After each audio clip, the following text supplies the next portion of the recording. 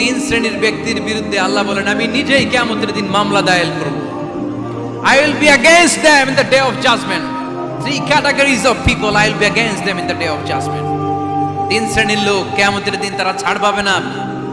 আল্লাহ বলেন আমি নিজেই তাদের বিরুদ্ধে মামলা দায়ের করব। এর মধ্যে এক শ্রেণীর লোক হচ্ছে রাজুলুন ইস্তাআজারা আজিরান ফাস্তাউফা মিনহু ওয়া লাম ইয়াতি আজরা।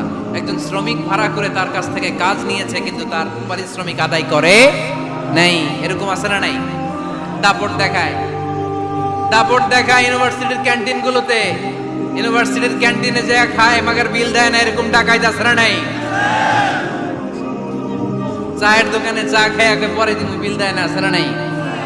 দোকানে যে পণ্য কিনে বিল দেয় না পরে দিন, আছে না নাই? কিয়ামতের দিন আল্লাহ তোর এই মাস্তানি ছুটাবে, চিল্লা এখন ঠিক কিনা? আনা খাসমুহুম, আমি নিজেই তাদের বিরুদ্ধে মামলা দায়ের করব। কথাটা কার?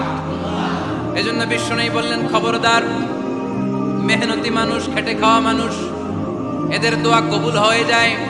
আতুল আজিরা আজরাহু ক্বাবলা আন ইয়াজিফা আরাকুহু। খবরদার, বিশ্বনবী বললেন শ্রমিকের ঘাম শুকিয়ে যাওয়ার আগে তাদের পারিশ্রমিক মিটিয়ে দাও।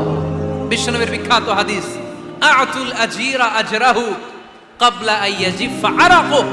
শ্রমিকের ঘাম মাটিতে লাগার আগে, শুকিয়ে যাওয়ার আগে তাদের পারিশ্রমিক মিটিয়ে দাও। কেননা তারা যদি বদদোয়া করে তোমার জীবনকে জাহান্নাম বানিয়ে দিবে কে?